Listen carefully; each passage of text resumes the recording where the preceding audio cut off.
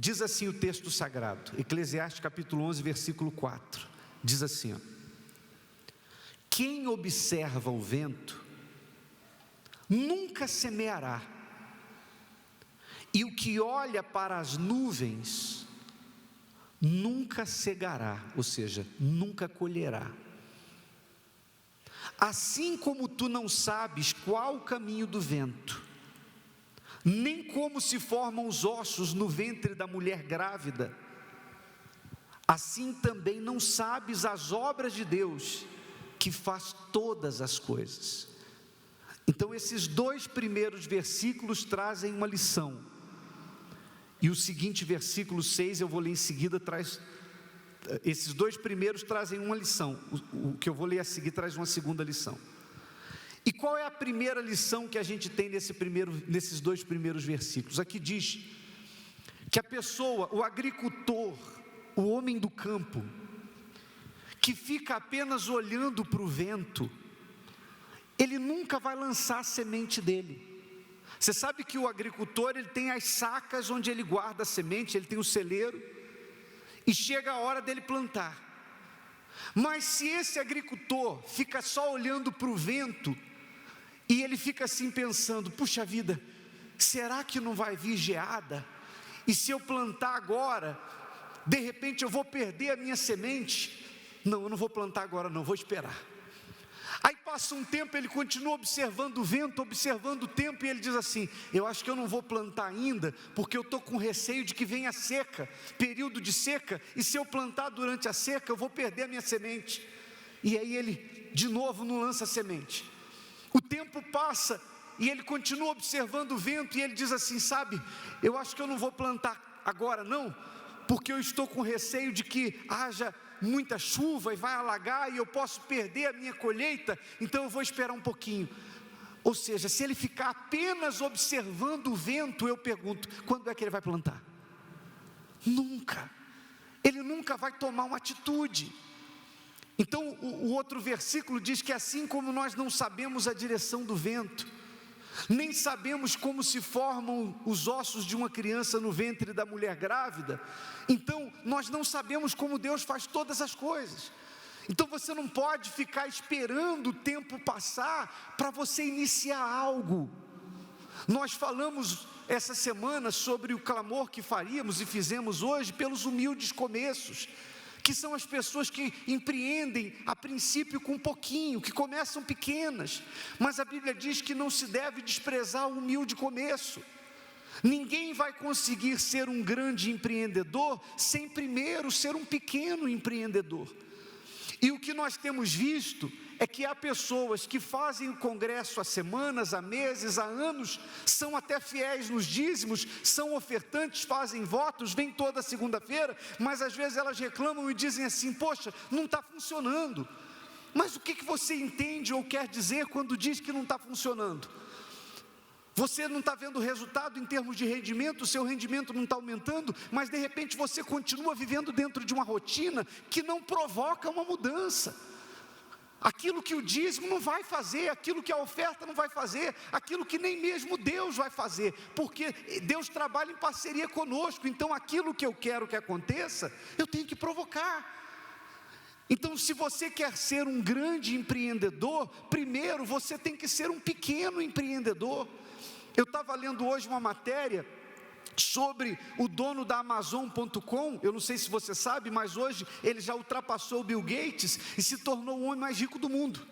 Em 1994, ou seja, 23 anos atrás, ele era analista financeiro numa empresa e a internet estava engatinhando e ele viu aquilo e ele acreditou que a internet ela iria crescer, ela seria uma ferramenta para ganhar dinheiro, e ele decidiu abandonar o salário que ele tinha e o emprego que ele tinha como analista financeiro, e ele começou a trabalhar na ideia da Amazon.com, de vender através da internet. A princípio ele começou com livros. 23 anos se passaram e hoje, ele que começou na garagem de casa, ele não tinha uma sede própria, ele não tinha um ponto, ele não tinha um local, ele passou a trabalhar na garagem da casa dele, e hoje ele já ultrapassou o Bill Gates em 24 anos. E de repente você é uma pessoa que diz crer em Deus, e a menos que você tenha 20, 22 anos, que naquela época você estava nascendo, mas não é o caso da maioria, mas o que você fez desde 94 até hoje para provocar aquilo que você quer? De repente você viveu dentro de uma rotina, em que você acorda, trabalha, volta para casa, vem para a igreja, vai para o trabalho no outro dia, volta para casa, descansa, assiste televisão, vai dormir, acorda no outro dia, vai trabalhar, e você fica, ó Deus, você vem para o congresso na segunda-feira, e clama, e ora, faz o propósito, agora é o propósito do haja luz, você acende a lâmpadazinha, e haja luz, mas se você não fizer nada, não vai mudar nada. Se você não lançar sua semente, se você ficar olhando para as circunstâncias, você não vai fazer aquilo que tem que fazer e não vai mudar nada. Você tem que começar a empreender. Se você quer se sustentar, então trabalhe para os outros. Mas se você quer ser rico, se você quer viver uma vida abundante, tal e qual está prometido na palavra, então você tem que ser cabeça. Nem que a princípio você seja uma cabecinha, pequenininha. Como foi o caso de um rapaz que eu atendi nessa semana no rádio, que ele falou assim: bispo, eu ouvi essa palavra no congresso sobre empreender, e eu e a minha esposa trabalhamos como empregados, mas eu voltei para casa e falei para ela: a partir de hoje é o seguinte, nós vamos tomar uma decisão, eu vou sair do meu emprego, você vai sair do seu, ou tudo ou nada, quem não arrisca não petisca, eu vendo bem e você cozinha bem, tu vai fazer bolo de pote e eu vou sair na rua para vender. Ele falou: bispo, eu comecei a vender bolo de pote, na rua. De repente no Facebook eu descobri que tinha uma senhora cedendo um ponto comercial que não estava dando certo para ela. Eu investi, aluguei o ponto e agora eu já tenho o meu ponto comercial, agora já não estou mais vendendo na rua. Quer dizer, ele está empreendendo, ele é um pequeno empreendedor, mas quem não for pequeno nunca vai ser grande. Se você ficar olhando para as circunstâncias, você não vai lançar semente. Quem está me entendendo faz assim. E a segunda lição que essa passagem traz, coloca já o próximo versículo aí, por favor.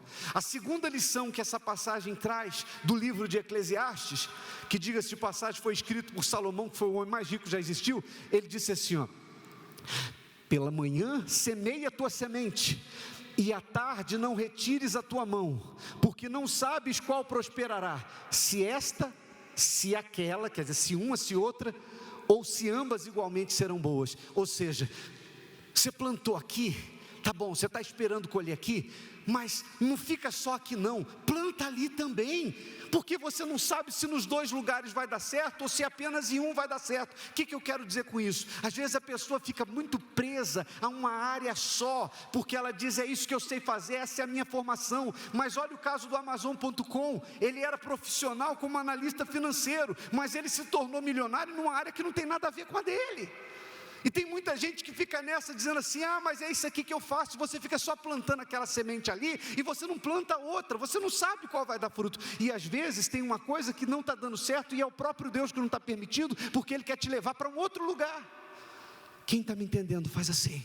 Ele quer outra coisa para você. Eu atendi aqui um rapaz que eu conhecia há anos atrás.